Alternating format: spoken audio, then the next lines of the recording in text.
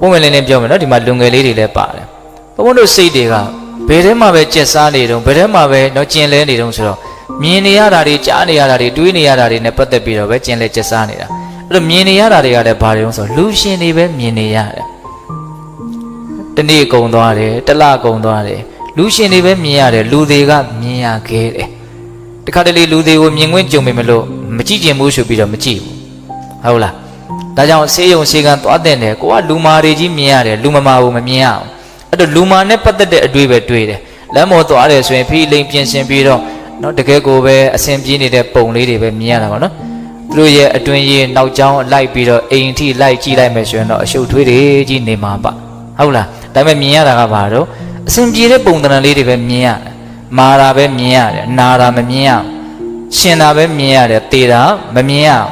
်အဲ့တော့စိတ်ကဘာလဲဆိုတော့ဒီရှင်တာနဲ့ပတ်သက်ပြီးတော့ပဲတွေးတယ်အဲ့တော့ငါဘလို့နေမယ်ဘလို့ထိုင်မယ်ဘာလုပ်မယ်ဟာဒီရှင်ရေးနေထိုင်ရေးနဲ့ပတ်သက်ပြီးတော့ပဲစိတ်ကဘာဖြစ်နေတော့တွေးနေတာတကယ်လို့သာလူတွေကိုခဏခဏမြင်မယ်ဆိုလို့ရှိရင်သေခြင်းနဲ့ပတ်သက်ပြီးတော့တွေးလိုက်တယ်အဲ့ဒီအတွေ့ကအများကြီးပို့ပြီးတော့လေးနေမယ်နော်ဘဝကရှင်သန်မှုတစ်ခုတည်းနဲ့တိဆောက်ထားတာမှမဟုတ်ဖဲကိုသေဆုံးခြင်းနဲ့ရောပြီးတော့တိဆောက်ထားတာဟုတ်တယ်မဟုတ်လားအဲ့တော့ရှင်သာတစ်ခုတည်းကိုမြင်လို့ရှိရင်တွေးတာကြံတာတွေဟာဗတိနဲ့မှတဘာဝမကြနိုင်ဘူးမမျှတနိုင်ဘူးပေါ့သေခြင်းတရားကိုမြင်ဖို့မလိုဘူးလားမြင်ကြည့်နော်ဒါကြောင့်မလို့သင်္ချိုင်းကုန်းတွေဘာတွေသွားတဲ့တယ်လို့အရင်ထင်တယ်အတုပကိုလိုက်ပြီးတော့ကြည်တဲ့တယ်လို့ထင်တယ်ဟုတ်လားအခုခေတ်အနေနဲ့တမင်တကာကြီးအဲ့လိုသွားမကြည့်အောင်တောင်မှနော်ဗီဒီယိုဖိုင်တွေလူသေးတွေကိုရိုက်ထားတာတွေရှိဓာတ်ပုံတွေကြည့်မတူတာကိုတွေ့ရလိမ့်မယ်ကိုယ့်ရဲ့စိတ်ကမတူတာကိုတွေ့ရလိမ့်မယ်လူသေးကိုမြင်ရတဲ့အခါကျတော့လူဆိုတဲ့အမျိုးကကြောက်တယ်အဲ့ဒီကြောက်တာကိုပဲကြာတော့စဉ်းစားလာတယ်ဘာလို့ကြောက်တော့စဉ်းစားကြည့်ကိုသေးရမှာပဲเนาะတကယ်ကတော့အဲ့ဟိုကြောက်နေတဲ့သဘောလေးရှိတယ်အဲ့ဒါဟိုကလည်းပဲစိတ်ဝင်စားတဲ့အကောင်းလူချင်းတို့ရွာဘက်မှာနွားတက်ပြီးတော့เนาะလူမျိုးသားတွေနွားသားရောင်းပြီးတော့နေကြတဲ့နေရာလေးတစ်ခုရှိရွာနဲ့မနီးမွေးမှာပေါ့နွားတွေအများကြီးအဲ့ဒီမှာတက်တယ်အဲ့ဒီနာလှည့်လန်းတွေကစုံနေတယ်ဟိုရွာလာတဲ့လမ်းလည်းအဲ့ဒီနာရောက်တဲ့အဲ့လိုလှည့်လန်းအစုံလေးပေါ့အံဩစရာတော့အဲ့ဒီနွားတွေကနေအဲ့ဒီနွားတက်ယုံနာရောက်လို့ရှိရင်ရှေ့ဆက်မသွားအောင်တချို့ဆိုရင်ကြောက်လန့်ပြီးတော့ဆွတ်ပြေးတချို့နွားတွေဆိုလို့ရှိရင်ဒူးတုတ်ထားလိုက်တယ်ရှေ့ဆက်ပြီးတော့မယုံတော့နောက်ကျတော့အဲ့ဒီနာလှည့်လန်းကိုပဲဘာဖြစ်သွားအောင်ဆိုကန်းသွားတယ်ဒီပြနေရာနဲ့သွားကြတယ်တွေးမိတာပါငယ်တုန်းကနွားတွေကလည်းပဲသူတို့တည်တဲ့နေရာသူတို့တက်တဲ့နေရာသူတို့တက်ထားတယ်သူတို့အပေါင်းဖော်တွေကိုသူတို့သိပုံရတယ်ဟုတ်လားအဲ့တော့လူတွေကလည်းပဲပါတယ်လူတွေတွေ့လို့ရှိရင်စိတ်ကတစ်မျိုးဖြစ်တယ်အဲ့ဒီတစ်မျိုးဖြစ်တာကိုစိတ်ဝင်စားတဲ့တယ်ဟုတ်လားကြည့်လိုက်မတူဘူးနော်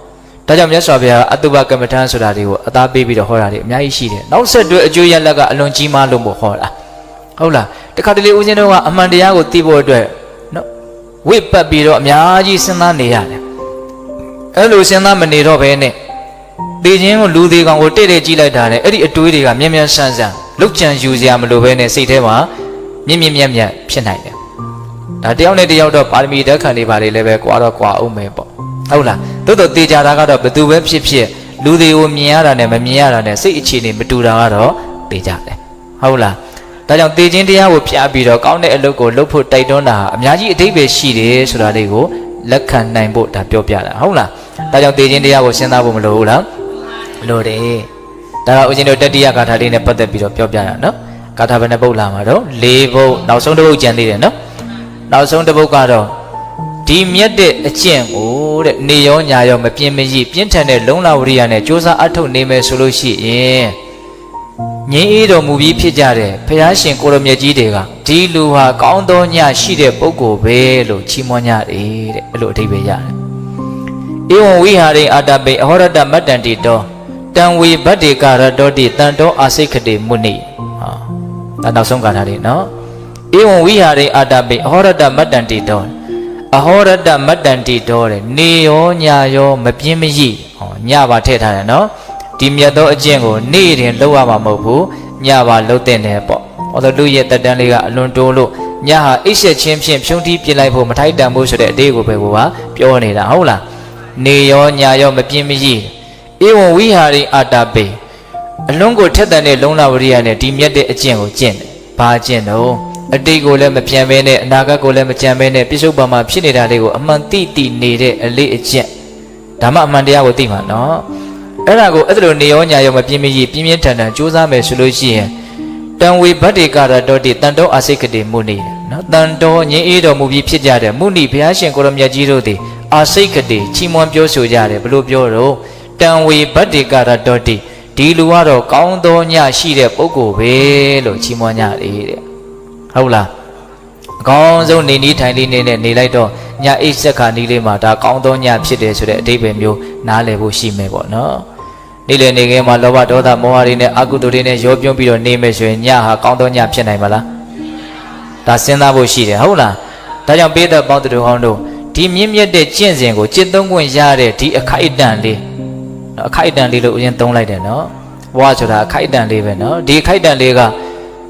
တကယ်ကိုတန်ဖိုးဖြတ်လို့မရတဲ့အခိုက်အတန့်လေးပဲဘာဖြစ်လို့လဲဆိုတော့